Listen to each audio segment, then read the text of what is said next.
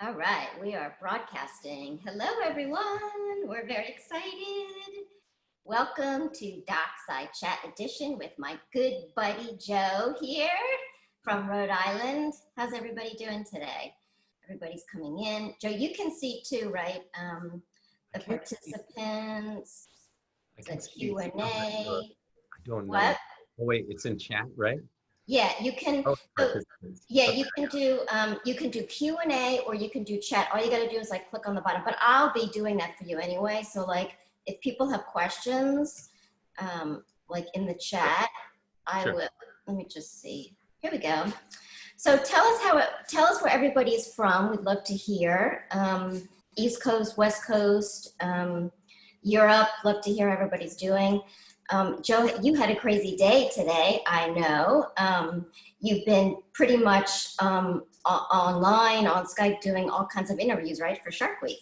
Yeah, tonight's the Will Smith special, so we did that one. So there, it's like been all day long from 8:40 till like right when I got on this right now. Oh my God. Well, thank you so much for joining us. We really appreciate it because Pleasure. I know you're busy. And I'm just going to kind of start. Let's see how many. Yep, we've got some people coming in. We've got Seattle. We've got someone from Italy, Gianluigi. Hi, Arizona, Toronto. Excellent. Yeah, everybody's. So this is how it's going to work tonight. Basically, we are going to kind of just have this chat as if we just did a dive, I wish.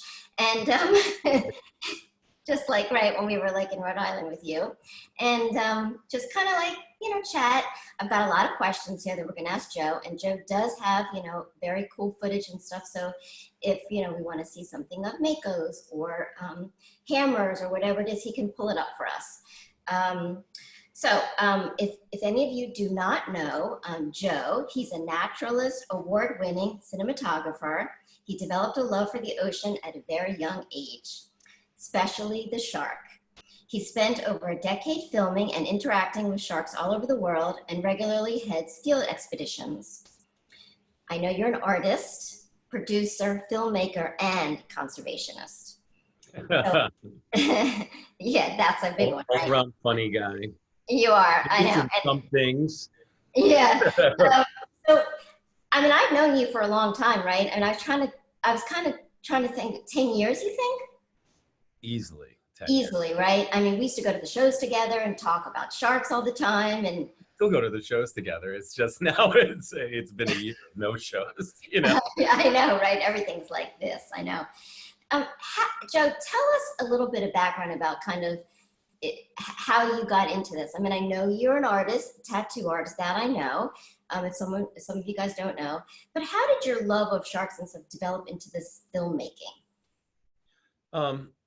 I think I'm just an artist in general. I mean, I made a trade as a tattoo artist for a while in my early 20s, but that has always been like everything, like painting, drawing, sculpting, anything I can really get my hands on, like prop making. And I've always been in love with cinema and behind the scenes and everything. Like, I didn't speak English when I came to the country, and you know this. Yep. So when I came in here, it was all just natural history films, which spanned, you don't have to speak the language to be able to do that, and monster movies. And I think a lot of that still is around with me. Like, I love science fiction. I love monster movies. I have like a little Godzilla sitting right on top of my, on our boat, like right on the dashboard, like on its way out. We always have a rule: if Godzilla falls over, then it's like time to go in. Oh, okay. Putting them in different positions to show like our moods for the day. Right. But that's what really drove me into it. And then growing up, I was like making a trade as an artist. That gave me enough money to like get into diving, like a lot of us do. And as soon as we got into it, we all just kind of fell apart into sharks, didn't we?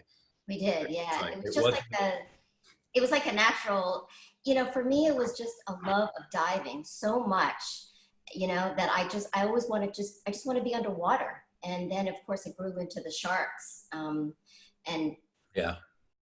Yeah. I remember taking you out and we went to go do Blues and Makos, and you were like right up on them right away. I was like, you got to be cautious, James. Yeah.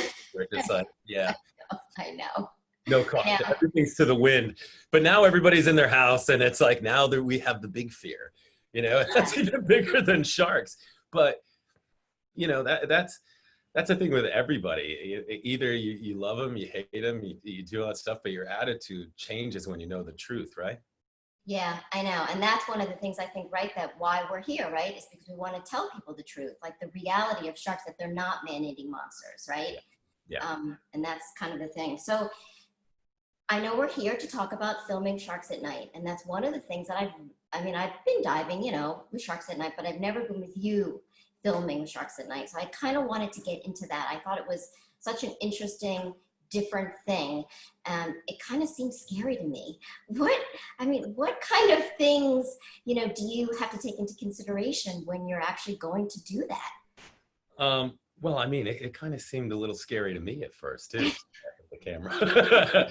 I I think what it really was I was trying to see. You're always looking at stuff, and I guess as an artist or anything, a musician, people are always looking for that thing that may be unusual and different than what everybody else is doing.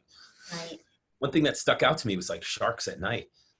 I couldn't really think of anybody that had done like all the top species at night, had film of them, done all that stuff. I knew of a bunch of like night stuff out, but divers are a hard drinking sort. So after 5 o'clock, they're pretty useless. Like most of them, like there's a small stint of us that are not, but there's quite a few of us that completely at 5 o'clock they turn off, and that's it for the rest of the night. So to be I able know, right? Like night dives for people are like, oh yeah. no, I'm not doing that. I have to have my drink on the liveaboard deck there. I know, right? Yes. Yeah. And or sleep, because I mean the sharks don't. You sit there and you start to go on, you start to feel that sleep, and then at 3 o'clock in the mornings when they show up, and it's like now's the time. It's like it feels like you should have your snuggie on, and you should be like fine and not like bothered by anybody. You're sitting there in a full Pokemon suit, just like with a coffee, just being like trying to stay awake. So it changes everybody. I think night dives, like I had a friend of mine that had been diving for 18 years, came up to me and said, I want to dive Makos at night. And he's like, this is the big thing I want. I want Makos at night. And I was like, all right, we're going to do it. But if we're going to do it, it's a hard struggle. So if we get them, we're definitely going to do this, right? We got to the point where it was right about the time to like get into the water. He had been diving all day, and I start hearing this ice in my ear, and I look over, and he's got a full, like, you know, little spritzer jug, a little bit of whiskey down at the bottom and a couple of cubes. And I'm like, you're not going diving after that, right? And he's like, oh, no, my wetsuit started to get really tight. And I was like, it started to get tight as the night progressed, you know, like it just got tighter. And he had his drink, he locked it down. That's the one thing as a diver that if you don't want to do a night dive, make sure the crew sees you drink a beer or drink anything like that. That's the one time where everybody will shut you off regardless. So they won't fight you for it. No, for sure. They'll be like, you know, you ready for your night dive? You'd be like, and they're like, and they won't bother you with it. So, you know, But that's one. so I know you've done what? Makos at night, hammerheads at night. I've done Makos, blue sharks, hammerheads, bull sharks, obviously nurse sharks, great white sharks. Great white sharks. Yeah, great white shark seems to be the most popular of the stuff that I've shot at night. And honestly, that was probably the most challenging to shoot at night. I can kind of show you some video here if you want to see. Yeah, okay. That was my next question. I was like, which one was most challenging? And what, generally speaking, it would be interesting. You know how to do that, right? You share screen at the bottom. I have to show system preferences and shut off something. Oh, okay. I'll get there. Yeah, okay. So the question is, what are the different behaviors, you know, versus like a great white versus a mako versus a hammerhead at night? I mean, obviously they're all sharks, but they're I mean, obviously they're different too. So like, what have you noticed and seen, and how do you go about shooting? Do you chum the water? Do you have, like, you know, food close by? Do the lights affect them? This is very strange about this thing, like getting it going. Like it seems like secured private access. All right, I'll have to do this now. There's a big difference between all of them, but really I think the big thing is just that they're very sensitive to lights. Like they don't really like lights, they don't want to be around them, and they can't see really past them. So it's a thing about getting them first used to that. Like they can't really like figure out what the lights are, what that is. And sometimes they feel like they can swim in between those lights. And that works out pretty good for some sharks, but it doesn't work out for all of them. Oh, wow. Okay. I have no idea how to do this, Jamie, though. I should be able to share the screen. It keeps showing me all different stuff. So if anybody's got any keys, like, Sorry, I know we. no, I got it. It says screen share, and then I hit the desktop, and it tells me I can't share it because of privacy preferences. I get onto privacy preferences, and I'm not sure exactly what to hit. I'm not sure. So it's like, which one? Allow apps. Contents. Yeah. I will allow all apps to be recorded by the contents of my screen. Screen until I have to quit and come back, like for me to do this. I'm sorry, I didn't know, but do you want me to do this? The host has to allow. Yeah,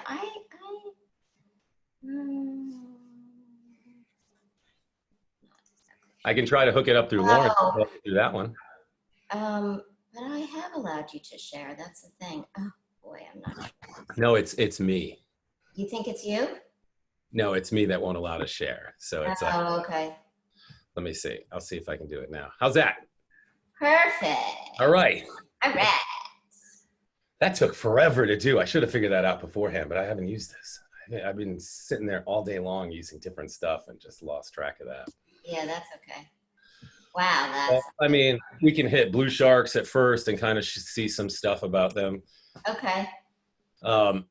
Blue sharks, honestly, there's, this color really pops out at night. That's one thing about nighttime that you really get an advantage with blue sharks and mako sharks because they're already blue.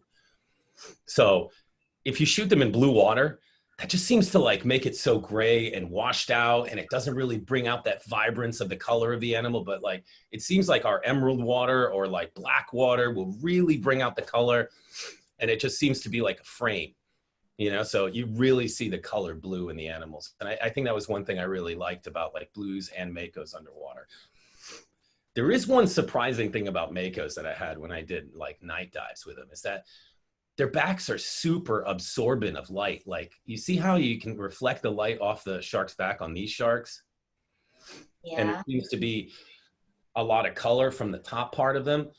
In makos, it's this weird, seemingly stealth technology. I don't know if it's a thing. I've just started noticing it within the last couple of years and talking to scientists about them, and we're really looking into it. But there's an absorption of color that they have on their back that when you look into that black, you can't really see anything around them. And that part of it is really interesting, but unique to that animal. Like I'll show you on this one. Like, if you look at the top purple part of that's not exposure. That animal is almost like disappearing in that black. It's like silver. It looks like he's wearing like a coat of like silver paint. Silver on the sides and dark on the surface. Oh, like wow. Counter shading really shows up at night, but dermal denticles have a way of absorbing light and not reflecting it back to you. And that may be so moonlight won't reflect off them when they're a surface predator, that when they're sitting there, maybe their prey or anything like that might not seemingly know what they are because it's just a black background. And you ever look at those paint jobs, and people will know this from looking online, at like the most perfect black paint job. It's like these cars that they paint and they can't even see definition in this black color paint. It just looks like black. Right. And that's kind of what's going on with their backs. All of these animals have like a very bright bottom, very like silvery sides, and then this just absorbing black back. I saved this last shot because this is like a huge 1,000-pound mako. Really busted up. My friend Gina might be watching tonight, and she worked with us on this, and she was there when we had this big girl. Wow. Yeah, this one was Gorgeous. chase the boat and everything. It was like, it's like we had an RIB and like nothing was happening that night. That shark just kept chasing the RIB and trying to bite it. The captain on the boat was just like, we got to leave. And Devin and I looking at each other like, yeah, he's going to leave us. If the shark tries to bite the boat, he's going to leave. So That dive went all sideways. Like went all sideways really How fast. long do you like wait around? I mean, is this filmed, like super late at night? Is this like, are you literally like on the boat until like 3 in the morning? I have like a technique that I do during it, and I try not to give it away to other cinematographers, but it's Okay. involved. Yeah, and it works. For a while there, great white sharks, people can't get night shots of them. They definitely don't like the lights. And I just happen to get lucky. I happen to get lucky. I happen to play the right situation with the animal and just kind of understand where it was coming from. It's like all of us, we're trying to understand the animal's behavior and seeing how we react to it. When you sit there and you talk to your pets at home, you're always looking at them, waiting for reactions. And you do notice things in their expression, So when you say something, they kind of do a certain thing or act a certain way. Sharks will get nervous and excited and throw their fins down and just start like moving along really fast and nervous and do these like pacing sort of walks around. Like you can feel their emotion of them.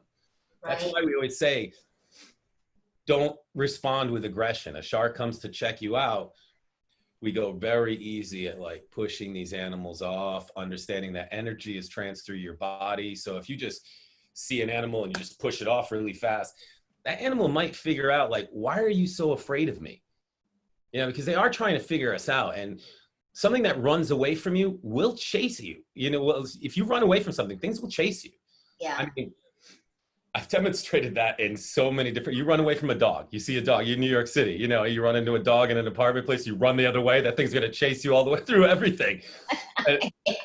And I mean, I've been on a farm where I've run away from a chicken and the thing ran after me, and it was like funny, but I just kept doing it because to show that these animals they trigger when they see something run away from them, because they go, well, that thing must know what I am. So it helps identify yourself. So Right. think about being a mako shark sitting in the water. Do you actually know what you are? From self-awareness, mirrors, anything like that. Do you actually know what you are? A lot of these things that we know about humans and the things we know are not from our life experiences. If we had to figure out what food was, we'd have to run up to everything, and anything that ran away was food, and anything that ran towards us, we were food. And that's basically it. It comes down to these very basic behaviors with these animals, and food drives a lot of it, and figuring out what they are, lack of language, lack of all the things we have. I mean, you got to respect something that's got to we sit there and we have fishing boats, huge engines, lines that won't snap, rifles that have every technology in the world. These animals have to catch things and kill them with their face. Yeah, I never thought about it that way. But hands. They just got to run up and just like kill something with their face. And that's intense.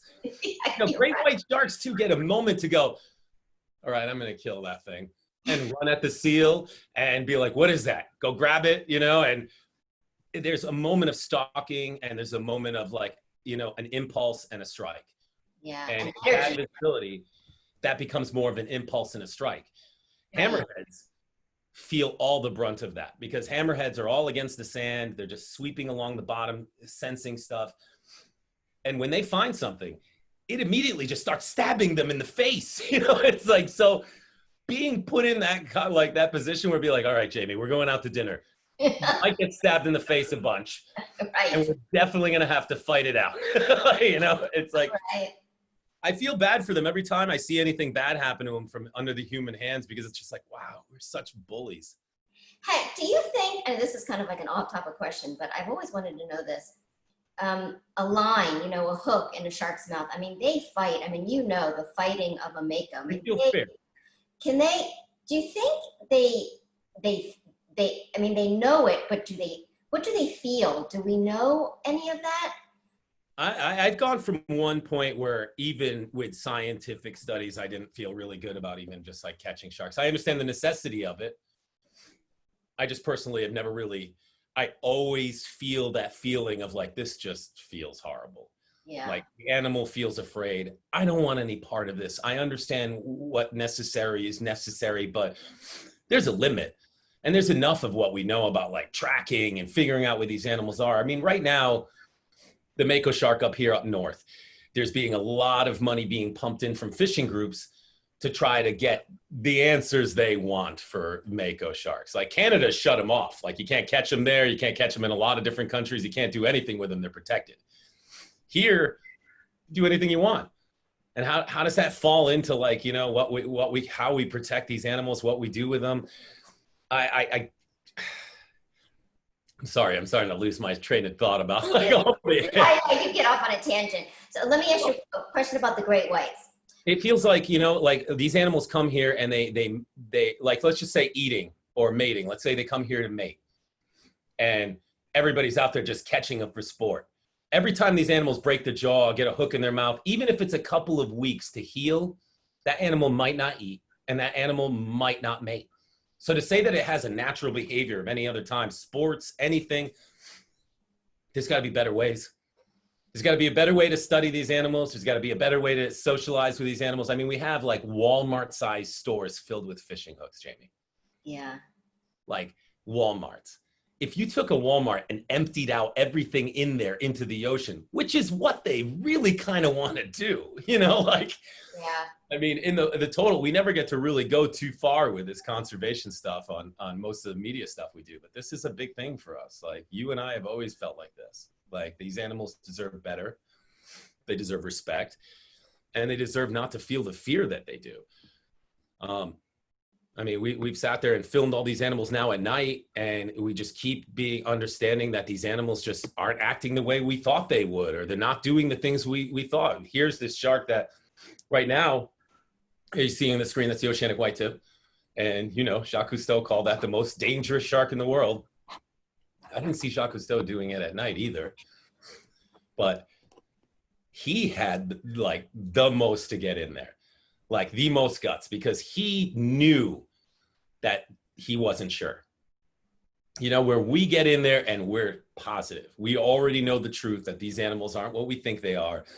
They can be very dangerous, just like many wild animals, but these animals are so tolerant that they actually allow us to get very close to them in a lot of ways. And that's why that interaction usually happens, is because if they're bold and not afraid of us, then they're not sure exactly what we are. We don't fall into their world. So curiosity.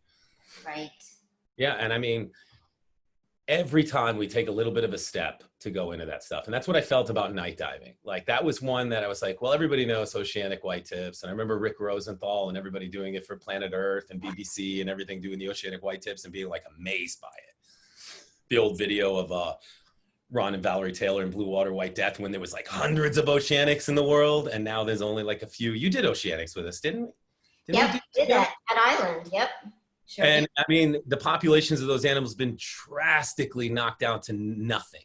And they used to be one of the most populated animals on the entire planet. And they're not even getting close to coming back because they're smart. They're considered to be the most smartest shark in the like the scale of shark senses, as far as like measured sense for being smart. This animal right here is supposed to be the most intelligent, probably because it's a problem solving shark. It's an animal that has to sit there and be like, what are you? What is this? How can I figure a way around it? Do I get like this angle, that angle? Whereas versus something that just does the same thing every day. So that's probably where that comes from. But these animals have been knocked out. And when I saw this video of doing these animals, everybody was always just super freaked out and everything. You know how it is. And it's doing it at night is just an extension of that exploration. And I think like that was one thing for me to explore that edge of it, just to be like, I know that intimidates other divers. I know. Yeah. I know it intimidates just getting in the water. And then I know it intimidates that we're like really far offshore and we may not get help in time, you know? But it's also the unknown, right? Because, you know, you can only see as far as your light or as far, you know, so it's like being underwater. Can't see behind you. Yeah. So you gotta turn that light around to see. You gotta glow, but it's not much. It's not a lot of glow. I remember doing blues and makos with you during the day, and you had to always be looking around and checking out and making sure a mako wasn't coming by. And I remember hearing your voice, "Get out of the water! There's a mako coming!" You know what I mean? I remember that. So it's like at night. I can remember your day, and it was like a day where we had all blue sharks, and then we just saw this huge fin come out of the background. I was like, I don't know if they're ready for that one. We had a few that we got up, and we like the other day we just had one. We had one that came up, and I was like, Yeah. How is the I know you guys so you have a new boat called the Warfish. Congratulations. Laura And and I. I know you're doing like a lot of editing, right, and producing shows, right? Stuff that you want to do, which is fantastic. Um, what what kind of ocean do we have now out with the pandemic? Are you guys seeing a lot of more species? You know, addition like what's it like out there? I know I'm Seeing stuck in comfortable Manhattan, so animals. We're seeing animals with less hooks and like more that's hooks. comfort in animals, but we are seeing a ton of pollution. The cruise Really? usually dump a ton of stuff, and I always equated it as like being like the cruise boats. They're the ones that are doing it. They're dumping it at high seas. It's coming in. That's why we see these balloons that say like "Happy 80th" and everything else. And it's like, nope, still getting them. People are Wow. letting balloons go off at land and everything else. I mean, they don't know. They don't realize that that's where it goes. If they did, they wouldn't do it. Yeah, That's like the exactly. opposite thing. At least that's what the hope I feel. If they knew, they wouldn't do it. Yeah, I agree. I mean, now with all of, you know, this whole COVID thing and the PPE stuff that we're wearing and all that stuff that you throw away, the masks, that Right. also has to end up, gosh, I don't Yeah. even know where, but The yeah. amount that you have to do, and honestly for productions too, like the amount that we have to put into it now to be able to like pull off a production, to be able to give everybody PPE and the proper testing and pulling everything off, it's like What are you doing this summer? Because I know you had Janet we come. we have actually like we have a small filming team, and we tested everybody on the filming team, and we got them all sequestered and quarantined, and we're all just staying in our houses and acting like it's the zombie apocalypse. We go outside, we ask everybody to get away from us, and it's like, so anybody that knew that joins the crew, we just had an intern start, and she just she had tested like a couple of days ago. We're having some friends on the boat, and they're getting tested to get out. It's like we just have to keep it up. Like it's the only What are thing. you doing though? What projects are you like working on? Well, we already have 2 shows for 2021. For Shark Week already? Already done. Fantastic. Already done. Yeah, they're in the can. There was like one of them that I had that was coming out this year that was like pretty crazy. And they were just like, yeah, it needs a big part in the week. And there was a lot of celebrity stuff. So they just kind of like, it's going to be something for next year. But I think everybody's going to lose their minds at it. It was pretty big. Pretty big. Can you give us any behind the scenes scoop on it? I can tell you that it was like some first evers, and it was definitely uncomfortable. Like, you'll remember this conversation and be like, oh, like, Look at it. So you mean like the shark people? That I I guess can't even give away this year's, much less next year's. We can't even talk about it. You like knowing that there's next year's. It's just me and you and these other people that are listening that know. But so. Speaking of Shark Week, tonight is a very special episode that I know that you were in, and you also filmed, correct? yeah, Okay, so that was with Will Smith. Can you are you able to talk about it? That was my first question.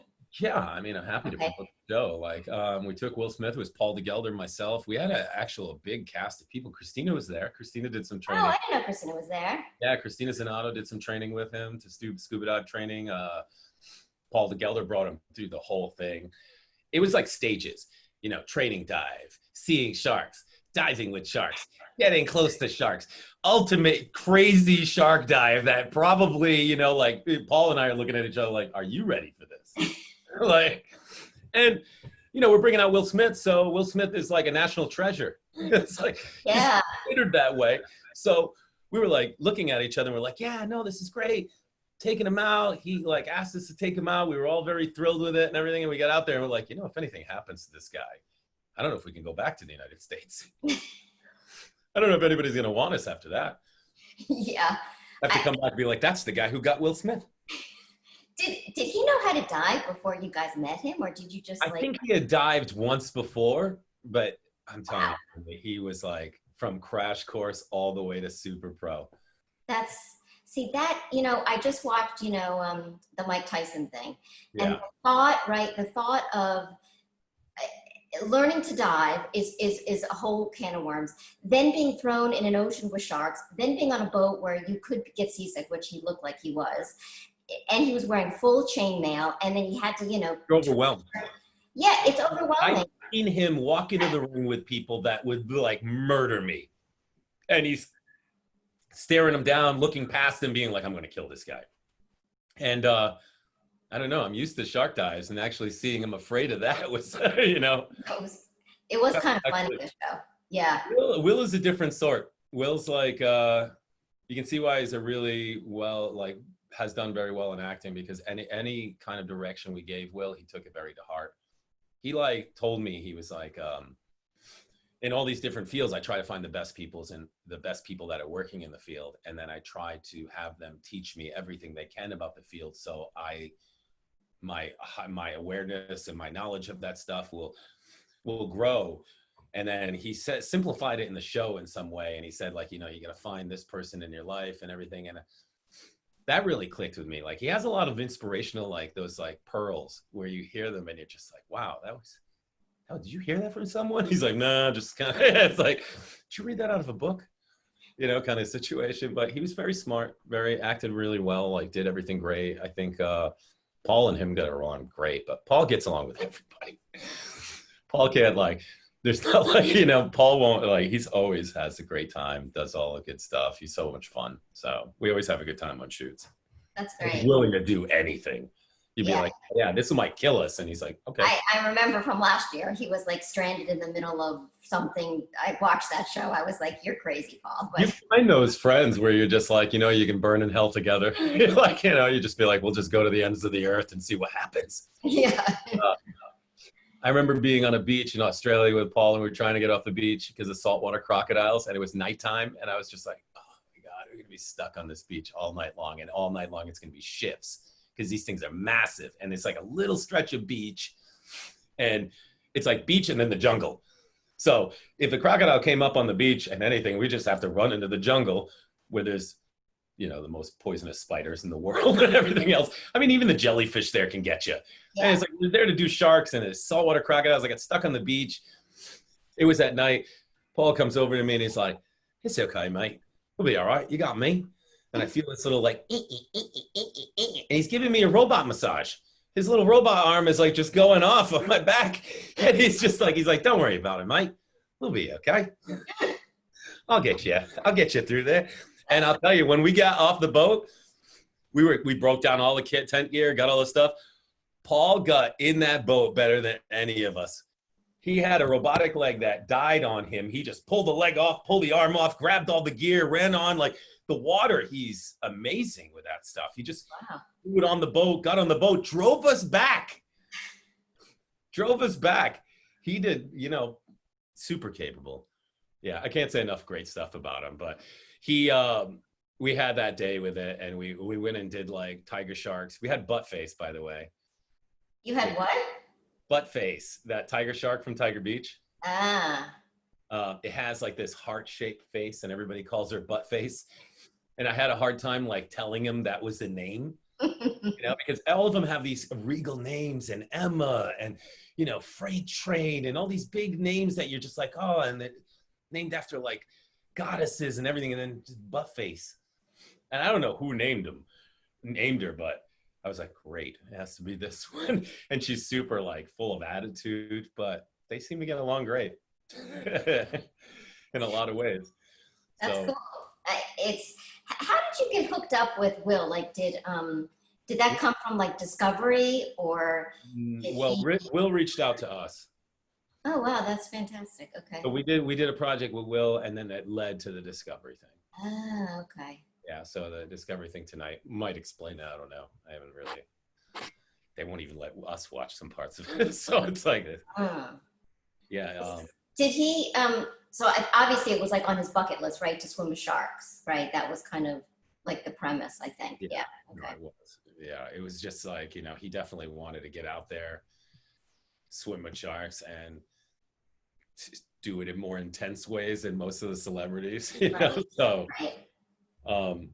yeah, this is tiger sharks at night. Speaking of which. Yep. This shark was, at first for me, super difficult. I don't know why. It just seemed like a matter of timing. Like, and this particular shark is what taught me a lot about filming sharks at night and how to make them comfortable. Whereas before, I used to do all this stuff and I would have no luck at it. Like, no luck at it. It's super. Hey, Joe, is your computer, it looks like it's got like 10% battery life. Is it plugged in or something? I see it on the screen there. You're right. It came off. Huh. Wow, you are right on it. Is that working? It doesn't seem like it is. I don't see the little green, arrow thing. Oh, you can see it better than me. Oh, went down to 9% now. Oh, Boom. boom. All right, we're in business. Yeah, so this is tiger sharks, the Bahamas, and lemon sharks. Taught me a lot about them. Lemon sharks were really actually easy to film at night. These animals are super bold, and when the ones got used to us, the ones that are at Tiger Beach are very used to humans, that they just weren't bothered by much. Hmm. They're probably one of the first sharks. Actually, I think they are the first sharks I ever filmed at night. What, These were tigers or lemons? lemons, because they Lemon. were like very, very easy about it at Tiger Beach Huh. and areas, but the other ones weren't. Not so much. It's taken a long time before they've gotten a lot like comfortable with that. A lot of these locations, these sharks will not show up at night. And sometimes it's luck. Sometimes it's the behavior. Sometimes how it has to go. Did you ever know this? Like, I noticed this and I kind of want to point it out to you because I always see this and I don't know who sees that little thing. But how stingrays and everything have those holes on top of their head, and like dogfish and everything, the spiracles, Yeah. oxygen holes that come right from the gills out to the bottom of their heads. Do you see this little circle right here near the eyeball? This little like slit, Yep. tiny little one. Yeah. All tiger sharks have that. That's the spiracle. That goes all the way into their gill chamber. Like when they bite air, bubbles will come out of that hole. You've Oh, seen wow. them bite air and then like bubbles come out of seemingly out of the top of their head. That's where those holes are. That's cool. What does that do? It's a spherical. It supplies oxygen directly to the brain, is what I was told. Oh, interesting. It's This is like a bit it's like an extra gill. It's like extra their skill. Oh, yeah. wow. And in a lot of stingrays, you'll see like fish following the stingrays right on their sphericals because when they eat, bait will fly out of their sphericals. Oh, wow. Very cool. It's a cool behavior seeing them. That is very And this was kind of like tigers on the reef at night. Like we wanted to try to set it up like not so much on the sand and everything. We were really lucky about getting them on the reef. So we were like set up a reef backdrop, let them go over it. Another very punchy shark at night. A Did lot of color. you set this up obviously during the day? So like, are you diving with them during the day so that they're around and then they just hang out at night, or you just kind of have to? Well, I don't know if it's that, but there is something. You, you just want to know. I know. Okay, I'll How ask does you. it work? And it's like, yeah, you just have like long conversations with them. They feel good about it by nighttime. And it's like, all right, then you can go out to the clubs and stuff with them. Right, right. No, it's not exactly how it works. It's like, it's a lot of like that fear element, how they're going to play against that, what they feel about lights. And lights is a super intimidating thing. Like if you saw a light turned on in the middle of the darkness, would you walk up to it not knowing what it was? No, definitely You not. know what causes light. Right. People can go, that's a fog light or this kind of light. They don't know. I don't know, right? They don't know to be able to do this. Yeah, that's And, true.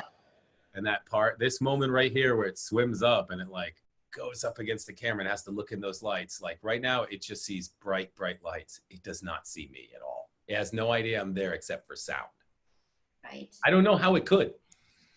If it can, it's some new scientific thing that we need to study about sharks. How can they do it? But I've never seen any evidence to support that they can. They seem to smash all into it, take apart lights when they don't know what it is. Well, they only know right from the sun. I mean, that's Yeah. right. The only And light. light actually is super important to sharks because sharks use a lot of light to hunt their prey animals. I mean, we know this from spearfishing a lot. When I would swim in the water, it's like you'd look up at the light to be able to see silhouettes and shadows and flashes. You think you look away from the light to see all that stuff. And it's like, it's true. It does help, but there is something to going into the light because predators are doing the same thing, looking for little fish, looking into the light. So when you start coming up on them from behind, they're all facing that way. It's a weird thing, huh? Yeah. It's like spearfishing when I was like first starting to do it. They taught me that, and they were just like, yeah, you just go towards the light, this sort of thing. And it was like just sort of like how these animals hunt and getting behind them. One looks like it has like no teeth. It's like toothless. It does. I know. All of those, don't they? They had them like amazingly. You know, I wish that Shark Week would not only, do shows on, not just the great whites. I'm crop dusting my whole shot here. Look at this remora. Look at that remora just pooping all over my yard sale. That's funny. Have you ever, is there any, Anything? I was going to ask you, is there any shark that you want to film that you have not filmed? Well, this year we had a couple on the list that got canceled because of COVID. Uh, And I mean, hopefully they come back next year and stuff. But those sharks were really kind of one thing that I really wanted to see. I was hoping to like see them in real life. And which ones? I don't want to give it away. Ah, okay. I don't want to give it away because of the show and stuff, because they ended up like switching gears to different species of rare sharks. And it worked out really well. But it was like, it's just another aspect of it we weren't looking at. Right. So there's still that other story sitting in the back lot ready to like be used whenever they want. Got it. Yeah. So I know that you also filmed what, alien sharks, right? yeah, that's what I'm talking about actually. Yeah, and okay, but that's new for this year, right? It is. And we actually have like way more stories because there were some of them we couldn't complete. So they were like expanded out on some of the stories they already had, and some of the stories that they wanted to do but couldn't. And it's true what they say, one door closes and another one opens. So is Alien Sharks, is it old footage or is this new footage? No. It's new footage. It's new footage. They just redirected onto another species of shark that Oh, get okay. to. When certain countries were closing off, there were other countries that had beautiful rare shark species that were even harder to get, but somehow luck works out. So can you tell us what species are on that show? Not. I cannot till it gets closer. I can tell you guys that it'll be a bunch. Okay. Paul, he's great. And Which was Paul Clerkin? Yeah, Clerkin. It's one of my favorite shows during Shark Week because it's educational and informative, not just, oh, these lurking sharks, can we find one? And you just watch, the great white shark jump out of the water. It's the show for the shark pro. Yeah. Like for the shark nerd, like once you've seen everything, you're just like, what else you got to show me? And you start to get into deep, like sort of knowledge about them and looking at those other species. But yeah, I agree. Yeah, I just like I mean, they had a good schedule this year with all kinds of different stuff. They had science stuff, they had fun stuff, they had fish out of water stories, they had all kinds of different stories. It was a full gamut of everything versus just being like serious all the time. Yeah, no, it definitely should be fun. I'm a fan of Nat Geo because it's also, very educational. So the Shark Fest shows are just great. Yeah. I just really like it. So it's all a matter of like what you do, what you like, and everything else. Me and you, we like to like get into the new. So we do, yeah, exactly. Things, like seeing the great white doing things over and over again may be great. Like I don't know. I enjoy all of them. I do. I really do. I enjoy them. Tell me your favorite. What's your favorite shark? I don't know if I've ever asked you that. Well, I think it's a Mako shark. I don't know if I have a favorite. I think that one's the one. If you ask me, like right now, like let's go get this shark, and we're definitely gonna get it, I'd probably do that one. The Mako. Yeah, I mean, honestly, if we had the guarantee of we're probably gonna get that one, that one's gonna open up a huge door for us, a can of worms that will never get put on to like get sealed again. So, but Makos, yeah, they fall up high on my list. Yeah. And I did know that, but I wanted to ask you anyway. Kind of like come through this whole gamut of me when I used to think they were like just super gnarly, nasty sharks and like super wild. What are they going to react to? They never see people before. And it's like, it's not real. Those animals are like, when they get to heavy sizes, get to big sizes, they are definitely have the potential to be like, but the aggression layer of them, they're so much more cautious than the blue sharks. The blue sharks are very bold and they look super cute. So you don't think of anything of them. And the mako shark looks like Satan. So you like you immediately are afraid, but then you find out like Satan's not as bad as you thought. It's like it's this cute son of a bitch over here that like is really not to be trusted. Um, yeah, there's a lot of them that they taught me about. Like I think mako sharks have taught me a ton about sharks. They're cautious, but they're I mean, I remember when we were there, I mean, you're right, there was lots of blue sharks. They would just come in. They were kind of like big puppy dogs, right? They would just come in your face. They want to know what's going on. Hey, Everybody says they always go. They were kind of like big puppy dogs. yeah, they just, hey, I'm here, you know, that kind of thing. But the question is, there's smell of bait everywhere. They're rubbing their faces up to you to see what you are. Why do you think they're doing that? To investigate you, to see if that might be the possible source? Do you think they want to be friends? You know, it's like I get that a lot. Be cautious, be smart about animals. They're definitely not what you think they are. They definitely have a lot more tolerance to us, and they're not as dangerous as what we once thought. But to get in that attitude that they are completely not dangerous, that's not real either. There's a level. There's a level. You know, like my cat is dangerous put in a certain situation, you know? Exactly. Yeah, no, I agree with you. But I always kind of try to say that, oh, my favorite great. I know, we're leading up to this. Oh, The time goes in, it's like we're leading up to filming this guy.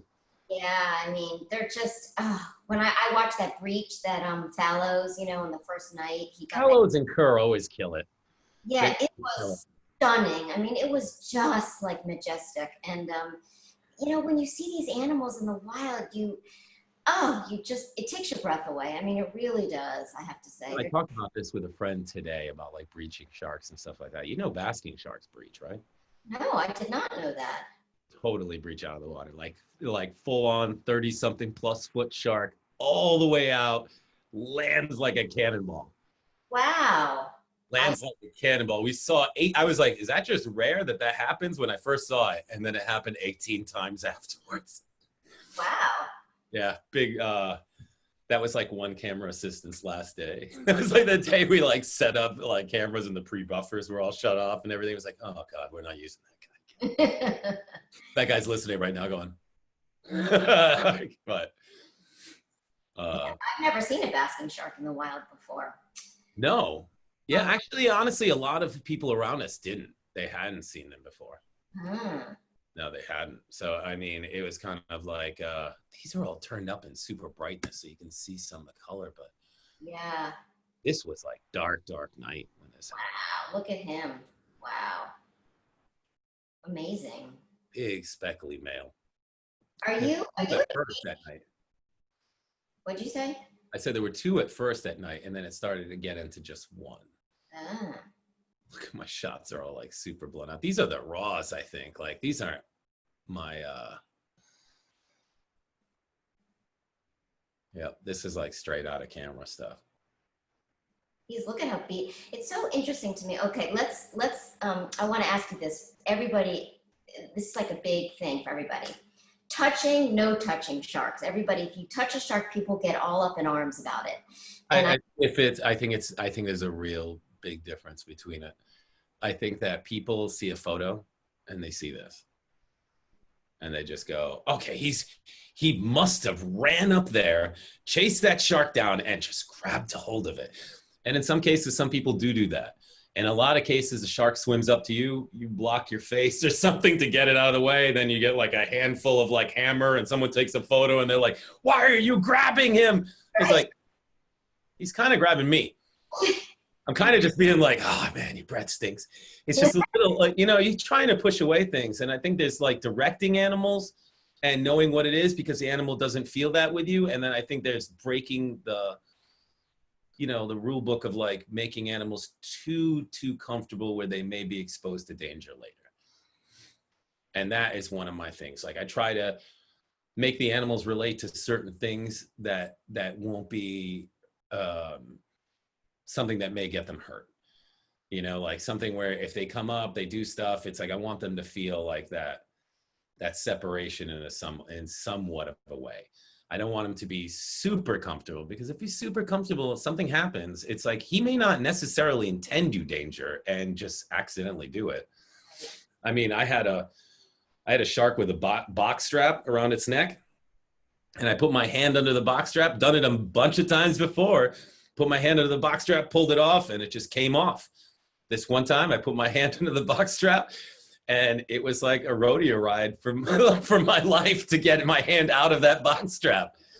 And that was that level of respect where you want to be able to help the animal, but you got to really understand like what has the potential to, you got to figure out that all those levels as close as you can. Ultimately, and I really, really believe this, the animal is the most important thing in the entire shoot. We're not like at that level where we put them second and then us first.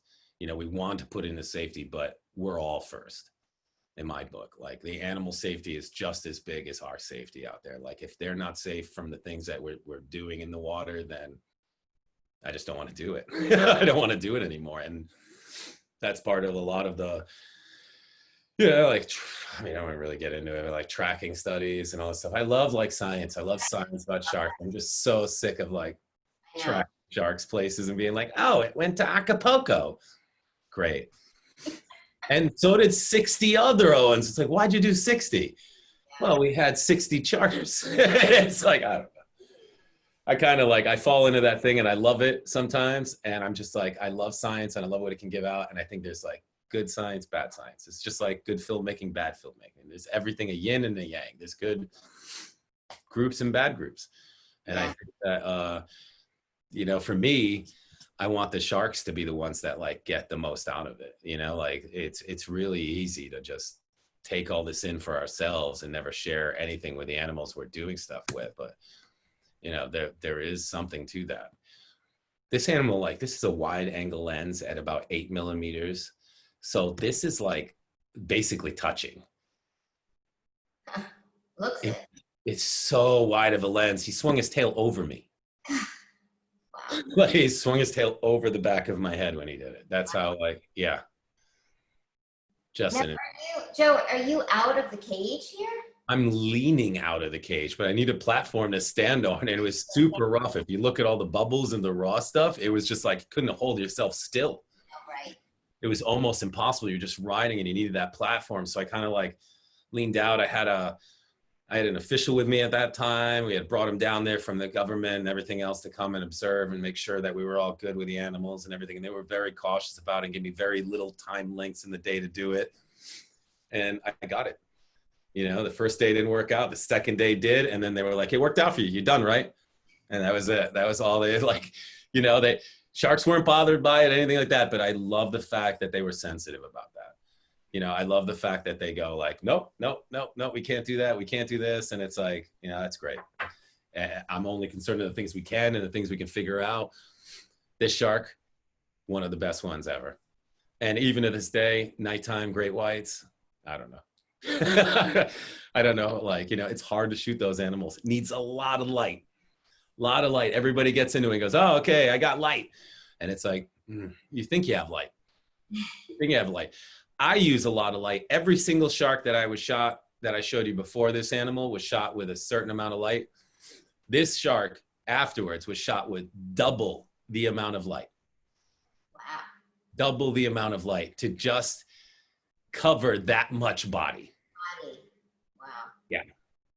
And did you know that in advance, or did you just figure it out kind of when you're doing it? I kind of figured it out when I was there. I went there and I started doing it the first night and I started noticing that it wasn't really, I had tried it a bunch and it wasn't really working in a lot of locations, but this one derived from what I learned about filming sharks at night, how to do it. And then it got to that point. And when I did the white shark, it worked. And I was like, oh, that's fantastic. But at first it was like really dark. The images weren't great and everything, they were all right, but they weren't what I wanted to get. So then I went back the next night. I had my friend with me and I was like, can I use all of your lighting? And they were only allowing me to do it in the water. Like everybody else that was with us, they weren't allowed to, they could just observe. Nobody was allowed to go in. So we went in, we did it. And with that amount of light, it was like working out. And I was like, man, that's just something that if you came out here and you didn't have enough, you'd be totally screwed. Yeah. And you think you do, you think you have enough, but Yeah. It's always more light. It's always better to have more light and crank it down than to have less light and figure it out. That's one thing that I can give you as Well, I mean, this shark is just stunning. I see what you mean by like the reflection in its skin, and I've noticed that on Mako's. And you also did a post on its about its eye too. That it's so, is it so big because it just helps it see in the dark? Is that why? um, it has like a double pupil. I asked the scientists about this because I saw it and it was like it kind of looked like a Kermit the Frog eye, like inside of it. You know, it had like two pupils with a little slit. And I mean, we saw the pupils a bunch of times starting to be relaxed. Like it's really hard to see inside that sheen. You know, you have to get the right light, right thing, and then to photograph, it's like impossible. It's like photographing through a polarizer. Yeah. So it's like this little slit, like this little reptile eye, and then the corners of the slit started opening up a little bit, and it looked like a little figure eight. And I was like, what is up with that? Why does it look like a figure eight? And it's because this animal has an eye that's relative to the reptile of a double pupil. And I guess it's unique to this sort of shark from what I was told. I'm not 100% sure if that's factual because I only heard that from one scientist, but the double pupil thing I've heard from multiple scientists. So I know that's real. And I'm always so cautious about that information. Anything we take on board onto the computers is like, got to make sure that it fact checks for me. Yeah. Well, there's a lot of misinformation out there, as we all know. Tons of information about like sharks and stuff, and you always sometimes will follow something and be like, nope, that's not right, or you teach yourself it's not right. I know a scientist right now that spent a majority of her life studying something that was like happening in sharks, and you know, she put like so much work into it, and it looked promising, like this may be a result. And she spent the final years of her before, you know, finishing and doing it, like, you know, retiring, that she wrote a paper saying how, you know, she had studied this, it got close, but then it proved that it wasn't part, like whatever they thought was going on there was definitely not going on. Not going on there. Not Oh, going on where they once thought it was. And, you know, most scientists would be like, I want to prove this is real. And she went out and did something different and proved that it wasn't, you know, and it was like, wow, that never really occurred to me. It was brilliant, you know, to like cut off the ends of being like, well, this is the stuff we definitely know they're not doing. And, you know, that for me gave me such amount of respect for that scientist to be like, you know, like most scientists would look at that and be like, oh, I did all these tests to prove that this may happen. And it doesn't. doesn't. That does, in science, that proves something though. It proves that it doesn't. And that's one thing, it's still a success. That's the beauty of science. No matter which way it goes bad, it goes good. You learn something, you know, like. Yeah, I agree with you. And it's like, but the animals themselves, you just got to put on the forefront. And I think through science and through conservation, everything else, they'll get better treatment. And I think that we're learning more all the time, and we're learning like what to do, what not to do. And I think we're like moving our ways into more different sort of testing. Like Lauren and I are doing eDNA right now with Beneath the Waves. And What's that? eDNA is an amazing thing. You take water samples from like 50, 60 feet in the water, different levels of the water levels, and you can take samples from there, and it will tell you within a matter of a few days what animals swam by there and what species they were. Oh, wow. We have so many genes mapped out and so many DNA strands mapped out in a way that we can just search for that DNA. So we go to an area, and so far we've gotten great white sharks, poor beagle sharks, mako shark, everything. And it's like, but not in the same, it's not like you went in and you got everything in the ocean. It's strange. We were like just a few miles off from the other water sample, and it would show different results. I'm fascinated by it. It's the most non-invasive thing I've ever seen in my life. Between bruvs, fin cams, all kinds of things that dig deeper into their lives, I know that this eventually is changing. And that's one thing that I'm like looking for. Like before, to do that sort of stuff, they had to do long line studies, catch 500, 200 sharks just to kill them, to be like, okay, these sharks exist here. Right. And now it's like we can take a water sample and go, well, we have DNA from this shark, this shark, this shark, this shark, not this shark, not this shark on these dates. And then next month be different. Next month it'll be different. And when you put those all on a map, you can actually like gauge out these animals' movements and migrations just from scanning the areas where they might be and not be, like surveillance systems versus following the actual individual. We just look at the whole area. Huh. Very interesting. Different. It's different. I know it sounds like it's like water samples, and it's Yeah. like, but to be able to sit there and take a water sample and like, it's very exact. It's very exact. It'll tell you the lobster species, everything that was around there in a few mile range in the last couple of days. Yeah, NOAA's starting to do it. All of them are starting to do it. It's become a new The new fake way. deep water bruvs that have no lines on them. You can drop them to 1,000, 2,000 feet and then like trigger them and they'll come up to the surface. Lauren and I started using an ROV. We had a small one and then we just got like a larger one that we started getting invested in. It's like, it's amazing. I love it to death. I think it's the best thing. I love the pinchy arm. I think that's like my favorite thing in the world is like the pinchy arm. To Just see. running around pinching the world. It's like a little lobster claw, just searching for things to figure out. That's funny. Just to what? Yeah. Yeah. Huh? That's very cool.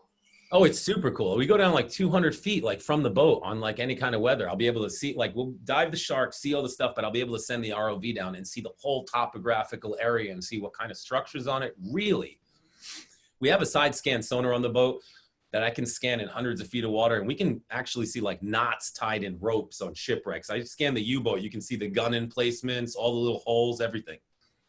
They get very, very detailed now. And then you take the ROV down there and check it all out. You get a real good expanse of what's going on there. And it's like, I didn't have to empty out the ocean. I didn't have to kill anything. I didn't have to catch anything. I didn't have to hurt anything. Right, right. I just left bubbles and sometimes bait for lobsters. Well, there you go. I know that you did. I looked online for your NGO, Yeah. but you're not listed on there. So what? I stepped down from my NGO. Ah, Taking a different board position. See, like, I don't want to talk about it yet. okay. There'll be some new stuff coming out soon. It'll be bigger. I'm very happy for the NGO. I'm very happy for the work they're going to do. It just seems like that's not my thing. I don't like, I'm not a personal, like, big thing on like certain types of research I'm not into. You know, I like cutting edge stuff, new stuff, scientific stuff. I'm all into that. But cranking out the old timey stuff, I just don't want to do. Yeah, not into that. Gotcha. That's not to speak ill of anyone at all. No, I get I it. say old timey stuff, but that I'm a fucking old too. You know, I'm just like, but yeah, I don't try that. Got it. No, I just wanted to know because I know at SharkCon, you were sporting all the gear and everything, and then I was preparing. Well, it's definitely getting it up to that level. There's a lot of important studies being done there. It's just a matter of like directing that whole stuff, like looking over it. I have to prove things, not approve. There's some things I don't agree with, and I mean, I think there should be someone there that has a little bit more of a look at that stuff that can be able to do it. So I do like. I'm moving on to a different thing right now, and I think that thing will be even like. I'm not saying that other one was bad or anything in the slightest. I just think it's not a good fit for me. You know, I think it helped a lot, and it definitely helped set up a lot of things for sharks, and I'm happy with it. Right. Some studies that are now going on are like the first of their kind. They're new and doing all this stuff, but I don't want to be involved in all this other stuff. You know, like shark research is one of those things where it's like, it falls all the way from like being out in the field, exciting stuff, to being in the lab, cutting up a dead body that washed up on shore and stinks like, high heaven and everything else. And it's like, I don't want to do that now. Like, I don't want to, I love dissecting animals and seeing what like goes on with them, but sharks, I've just grown into a thing where I can't, like, I don't even want to, like, I've seen enough of it. I'm just done with it. Gotcha. Okay, so I've got some questions that I'm going to ask you, okay? So these are coming from our audience. So Anne Krause has asked this. I've done a few shark excursions in Rhode Island, including some experimental imaging, and I swam with blue sharks. While there, I saw mako and thresher caudal fins on display as fishing trophies on the charter dock in Galilee. How can scientists, ecotourism charters, recreational fishing charters, and commercial fishermen work together to help protect Rhode Island's sharks? Ooh, that's a interesting, seems complicated. It's really not. It's really not complicated. They just got to leave them alone. I mean, right now they came out last year that they have to make mako sharks like a 7-foot like length. An animal to go from like, you could take them at 3 feet, now only at 7. There's nothing ever like put in that in like any fishing scales. They don't jump that fast. That's a real fear of that animal disappearing. And I don't know. I don't know if it's playing stupid. I don't know. I think a little bit of it is. They just go, oh, these people don't know what they're talking about. It's like, no, I've been out there for a long period of time, and I can tell you that they're just destroying the populations. People get out there for their summertime fun. They We've just, seen sharks with bullet holes. We've seen sharks with arrows. oh, Like, wow. what kind of person goes arrow hunting for sharks? And Yeah. anybody you hear that does that, like honestly, just like completely like excommunicate them out of society because that person can't be around people. That's someone that's going to end up being a serial killer. Yeah. Some people do things to sharks, and I'm like, wow, you see a lot of mental illness in people, and I don't know. I'm totally fed up with it. I really just can't stand it anymore. I go to the docks. I've done all that stuff. It's worn me down a lot. It's worn me down to being the point where I was like trying to be accepting of it, to being like, there's no way. You guys just don't care. There are people that do care. I won't say that. There are fishermen out there that want to make sure that that fishing is around forever, and they can do it and do it well and still have fun. But those are people that do fishing a lot and are like responsible for it and everything else. It's just like boating. Anybody gets out there that's just like, I'm getting into boating, figure it out first. Driving a boat is much different. There's no brakes. You know, it's like there's no brakes to anything you do. Think about that. And it's like that's On a boat. and I think people just don't know that. They get out there on the weekends, they do stuff. I mean, I'm so surprised at that stuff. And I want people to learn. I want people to know about the animals. I want them to know about the oceans. But when you get this many people up near the ocean, not everybody's going to think the same way. Not everybody. So it's garbage, and like trash is one manner of disrespect. Acting like you care less about the animals and looking at the other ways. Like you're being told the right things and you just keep going, no, that's wrong. And it's like, so I don't know. I think that like one step is that like more that people are out like us, and the more that we get to swim with them. I take like little kids, sometimes 12 years old, we wrap them around our arms. We've done it together. And we bring kids in the water and show them sharks and stuff. It's very hard for those individuals later in life to watch someone kill a shark and go, yeah, you did a good deed there. And that was definitely justified. They know it's all just like, it's real, it's fake. It's like a lot of that stuff, you're on the boat, you're safe. It's like those animals are in total fear and afraid of you.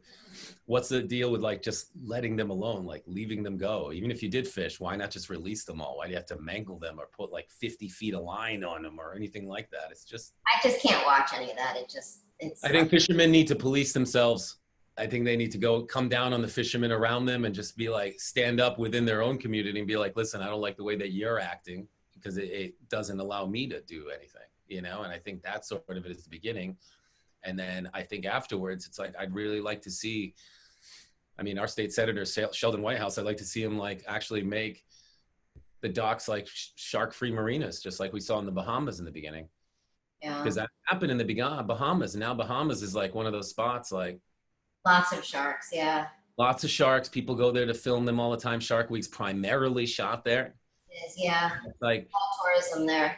why? And tons, millions of dollars of tourism. Remember that island in the middle with the hammerheads? I don't want to mention the island, but that island, Yes. that island before and that island after those sharks were found were.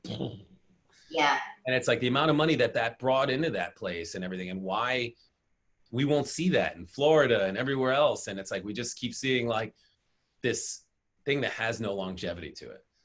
Like, Well, it's sustainable. I know. beautiful, you pull it out and it's just no sustainability to it. You're right. It's just like there's nothing you can do about it. So I mean, I think the youth are going to control that stuff. But every time I see one by the fishing pier, like swooping up blood into the gutters or doing anything like that, I look at a little kid and I go, man, you're just learning how to be a monster. Yeah, I know. It's just perpetuating. And it's like, hopefully you'll feel that later in life and just learn. And some of them do. Some of them do.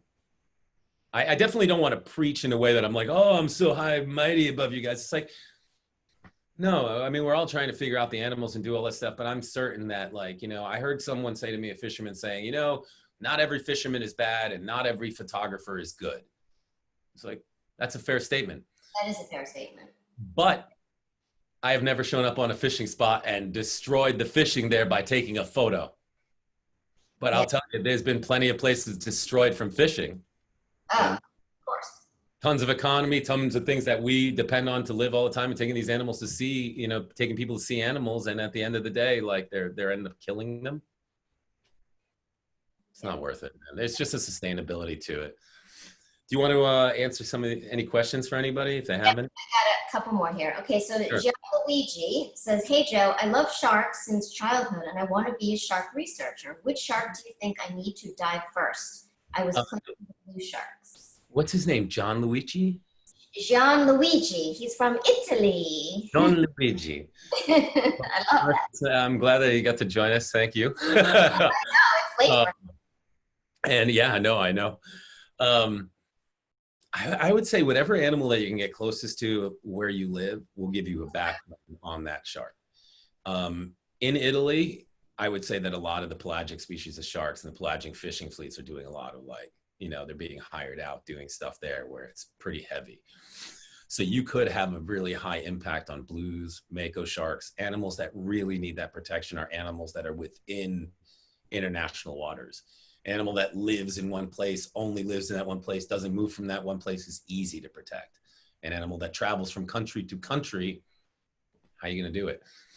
There's always some small little port or some small little area where they get by, and the fishermen are going, "Oh, where do they go? Where do they go?" It was better when it was a mystery. It was Yeah. better when it was a mystery. Now that's like, "Oh, the makos are right here," and it's like, how does that? And it's open to everybody. I just don't know how that's, that I guess that shows off results, but that animal pays the price. Yeah. Like you could delay it. I know a lot of places that show satellite tagging and other stuff, but they delay it a few days to make sure that they were like, this is what we saw a couple of days ago, because they know the animals have moved off and they're not necessarily there, because sharks attract a lot of attention and people can go right to them.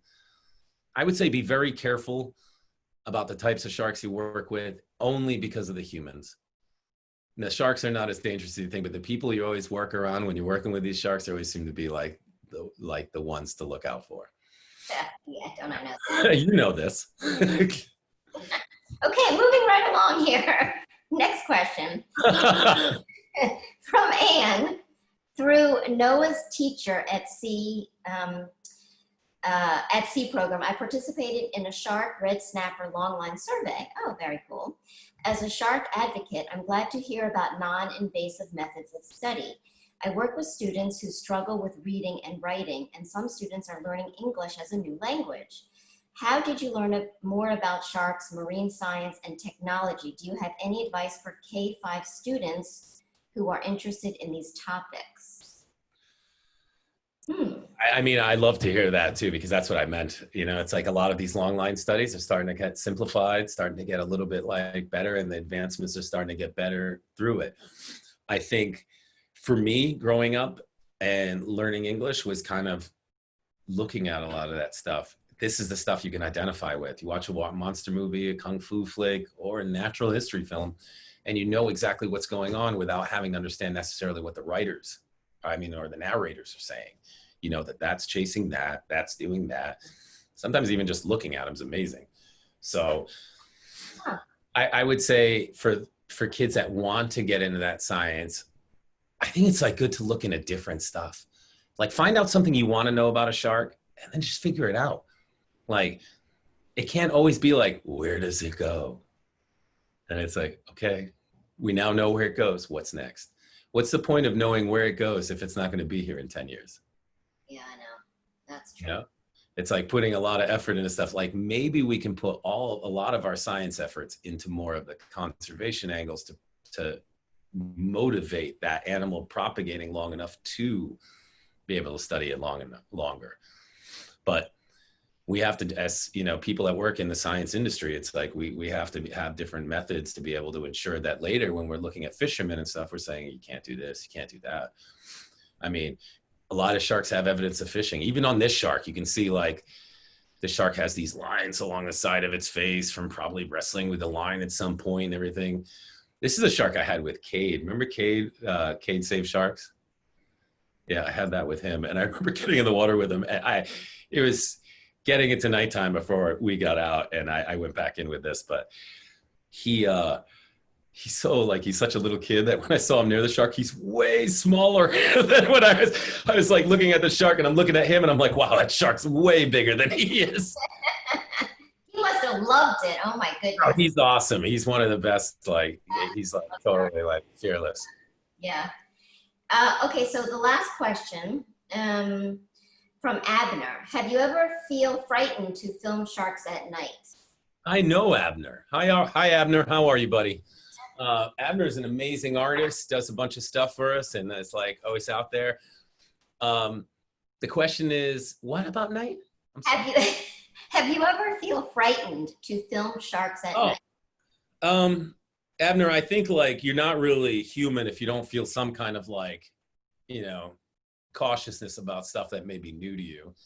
But fear, I don't know. I never really was super afraid, but I definitely was cautious. I knew that a lot of people hadn't done this or anyone that I had known. So I was just trying to like get through on that. And now I feel a lot better about it. In the beginning, yeah, we were definitely pretty nervous. I think the first time we dove with blue sharks, we were in like 20 blue sharks at night. The last story I had about someone that dove with blue sharks, it did not go well. And we barely had any lights on the boat back then. So it's just like throwing our hands up in the air and being like, okay, let's just see if we can do this. Right. And yeah, that was jumping off the deep end for sure. Yeah. Cool. All right. So to wrap it up, I've got one last question. What do you want to tell people? I mean, what do you want? What do you want people to know about sharks?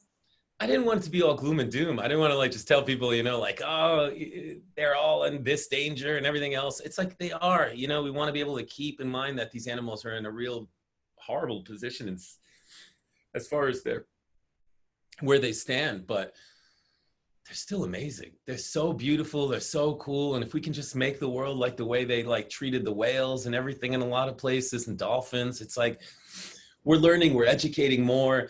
We're always getting further. Those fishing trips are all going to turn from fishing poles to cameras to GoPro. You know, it's like we're evolving. We're Yeah. evolving. Like before, when someone would sit there and have to like, I don't know, you saw a butterfly or something, a scientist would have to like put it in a jar or something. And now we can just take our iPhones, take a photo, high resolution photo of it, show it to everybody who we never bothered it. Right. And it's like the ability of technology is going to drive us further to the point where we have the most non-invasive stuff with sharks and be able to study them in such amazing ways. I think, do not think that they're just like, you know, puppies or anything and play with them at anything. Don't like, always try to figure out things on your own. No matter what anybody is telling you, as far as like sharks or anything else, they're what position they are in the world, how they act in the water, if they're dangerous, if they're not dangerous. I'd be like Will. Like that Joyner song that says like be like I want to be like Will. That's it. I would try to confront it and see like find out for yourself. Go to like the people that are like doing it, find out from them, educate yourself and confront the things you don't know because you'll come out like better. Great words, Joe. Awesome. Thank you so much. I Oh, mean, you're very welcome. It's always a pleasure. I love being around you and talking to you. So we see each other too you. rarely, and now with COVID, not Yeah. a. I know we had a trip planned this August too to Oh, and that's yeah, maybe next year. we'll get it. We'll get it. It'll happen eventually. Give Yeah. everybody my best. Tell Julie. Tell Jack. Thanks, Joe. You're very welcome. Thank you so much. Thanks for everybody for watching and listening. I really, really appreciate it and listening to all of our stories. And tune in tonight and we'll see Will on TV and I'll be texting you just so you know. Okay. Thanks, guys. All right. You have a great night. Bye, guys.